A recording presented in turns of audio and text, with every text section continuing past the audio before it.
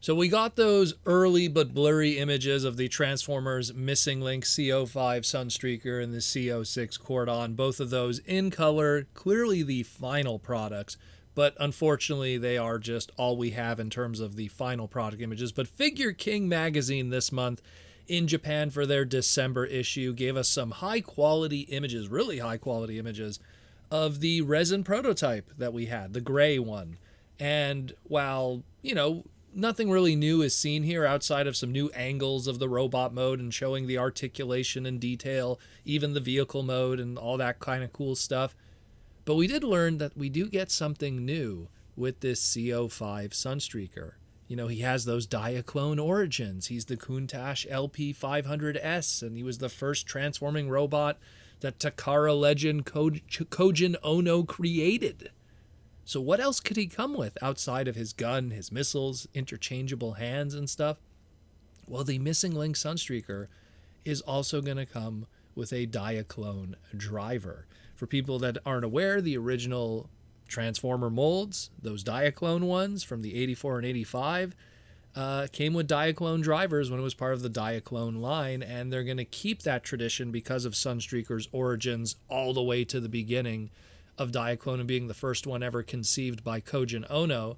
He is going to come with a Diaclone driver that has the standardized Diaclone kind of stuff, the moving arms, the moving legs at the hip, the magnetic feet so he could attach to metallic surfaces if needed, and of course he fits in the cockpit, but even got a little bit of Missing Link flair going on here because it looks like he's going to have bendable knees too. So that's a nice little extra that's going to be included with him. I don't know if the Cordon is going to have it also, but definitely it looks like the Sunstreaker will. So that's just adding to the value of how awesome this dude is. And I am super excited about it. Still no word yet on the release date or price for this Sunstreaker or the Cordon for that matter. But no doubt we'll get some updates this week because this weekend is the Cybertron Con in China. I'm sure they're going to probably have these on display in all its glory, in all honesty. And then hopefully they'll have some placards or something that'll say, what's happening and when we're going to be getting these. So stay tuned for that here on the Transformer Slag podcast. I'm sure on the weekend we'll have some updates with the live stream and stuff. Second thing we got to talk about is we all loved that Studio Trigger Transformers 40th Anniversary Tribute music video. It was absolutely amazing. Bump of Chicken, the individuals who were responsible for the music video, well, their exclusives are going to be available soon in relation to that music video. We had that exclusive multicolored Convoy figure that made a quick cameo in the music video and is going to be getting a standalone figure, along with some band-related t-shirts and some acrylic stand stuff, a little 2-pack of that is also Transformer-inspired. So the Convoy is going to be 7,000 yen, so about $50. The t-shirt's going to be 4,500 yen, so about $30, and the 2-piece acrylic stand set is going to be 3,000 yen, so about $20. Now, all of these are not available right now for purchase. They want to finish their tour in Japan, and then the leftover inventory will then be put onto their website as well as other platforms, so stay tuned for that. AmiAmi will probably be the best place to get these because they seem to always get these acrylic stuff and the exclusive items. And they'll be on sale after they finish their tour, which is going to be next week. We'll keep you posted with that when we get an exact date and everything like it. Even on their website, they're not sure 100% when they're going to go up, but it'll definitely be after the tour is over. So stay tuned for that. And the last thing we're going to talk about, which is kind of some somber news, but we got Box Office Mojo officially called it. It is now officially done. Transformers 1 has 100% finished its every region run in theaters all over the globe and is now going to be slowly doing its transition to streaming services and global streaming services as it is. Already right now here in the West, we've already had Transformers 1 on Paramount Plus for the past couple weeks now and to be purchased on Amazon Video and everything. But now it's done in the other regions around the world, the Asia exclusive regions and stuff. And now the transition to both the streaming services and, of course, home video begins now. And that means also DVD, Blu-ray, Ultra 4K, Steelbook, all that craziness. That's going to be happening even here in the West. December 17th, we'll be debuting those physical media releases, but they finally now called it. We have all the numbers now, and Transformers 1, unfortunately, is the lowest profit margin for a Paramount-based movie thus far. So to give an idea, like Transformers 2007, the first movie made $700 million worldwide. Revenge of the Fallen made $800 million worldwide. Dark of the Moon made like $1.1 billion worldwide. Age of Extinction made $1.1 billion worldwide. The Last Night made $600 million worldwide. Like, the numbers were just huge. Even Bumblebee made a little bit of money when it was all said and done after advertising. Bumblebee made $460 million worldwide, I believe it was. And Rise of the Beast kind of broke even due to a lot of advertising and everything. It was $440 billion, but had a much larger budget than Bumblebee. So already you could see the diminishing returns starting with Bumblebee. I'm not saying those movies were bad. I'm just saying that's when you could already start to see when the diminishing returns started to happen with the Transformers brand. And Transformers 1, even though it had a $75 million budget for the movie itself, had a lot of advertising. It had that Super Bowl thing. I mean, I've said it before. It can't be very cheap to shoot a trailer into space. Let's put it that way. To do that from a Super Bowl marketing and all that kind of stuff. So Transformers 1, when it's all said and done, made $128 million worldwide on that $75 million budget, not counting advertising and everything like that. That's pretty rough.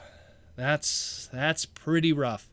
Dare I say, and I mean, this is a little bit of a hot take, but it might actually end up making even less money when it's all said and done than Transformers, the movie 1986. Now, granted, I'm sure there's people who are like, well, Proto Man, the 86 movie was like $4 to $5 million of a budget, and domestically it only made about, 2 to 5 million, so it barely made any money. It was considered a bomb back then domestically. Well, number one, we never got the international numbers for Transformers the movie in the UK and Japan and everything, so we never knew those numbers. I'm pretty sure it didn't help that much in my opinion, so I agree with you at least there. But unfortunately, unlike Transformers the movie 1986 that lived in a VHS rental world and was able to make tons of money over all that period of time and absolutely crushed it in the VHS and home video world. I mean, still to this day, Transformers the movie exists in every format of everything across the globe, from everything that you could possibly conceive, and was re-released multiple times in those same formats, whether it be DVDs and, the 1986 movie had the Kid Rhino 2000 release, the 15th anniversary in 2006 with Sony BGM, the 20th anniversary with Shout Factory, the 30th anniversary with Shout Factory. You got that first Blu-ray in the West with the 35th anniversary Ultra 4K edition. And I'm sure they're going to do something in 2026 for the 40th anniversary. So that movie makes tons of money indefinitely, where Transformers 1 doesn't live, unfortunately, in the VHS rental market world. It's not going to have huge numbers in home video sales because no one buys physical anymore outside of weirdos like me and the rest of us crazy guys. So it kind of hurts it a bit. People are just going to wait for streaming services. You can't quantify, the numbers of profit with streaming services because it's all grouped in with everything else. So it's something that when everything's said and done, as crazy as this sounds, it sounds like even maybe the Transformers 1986 movie, maybe even when it's all said and done, made more money than Transformers 1, which is crazy. Granted, they're still the two best movies. Transformers 1 and the 86 movie are easily the best of the bunch. And while the other ones, here's the reality. Like when the 2007 Michael Bay movie came out, we were entering that era where Blockbuster was going out of business and the rental market was ending. And then not long after that, physical media started to slowly drop off when streaming services really started to pick up. So those movies, they didn't need any, extra stuff on the side to move it. I'm pretty sure movie 2007 probably made a ton of money just from DVD sales, but we never have those discussions because they don't really need to be discussed. And they also lived in a world where that was starting to dip, even though they probably did move a lot of DVDs. And oh my God, there were so many different versions of the 2007 movie too. But anyways, point is that it's a shame. This movie, as great as it is, just didn't find its audience. I mean, I don't want to go through this whole discussion again. We do it on the live streams. We did it with Aaron Archer on the Toy Armada. But the only thing I could really say is, we have Josh Cooley, the director, and he still says that he's interested in doing some kind of idea of a sequel, even with the weird numbers that this movie made. The only thing is that presently Josh Cooley is busy he's doing some CG Kids movie with Universal Monsters, with Universal Studios. It's called Little Monsters, totally unrelated from the 1989 Fred Savage movie. So he's going to be doing that, and then supposedly he's also going to be doing another movie with the Transformers 1 cast member of Scarlett Johansson, and it's a movie called, I think it's called Tower of Terror or something. It's based off of a Disney ride. So he's going to be busy for the next 2 to 3 to 4 years just working on this stuff. So I don't know if we're going to be seeing Josh Cooley anytime soon when it comes to Transformer 1 stuff and that continuity. But I've said before, if they do want to do something, unfortunately, I feel it's going to be something that's more of a direct-to-streaming or something of that nature. And you know what that means. It won't have the same budget. It probably won't have all the same actors. It's just kind of the reality of that.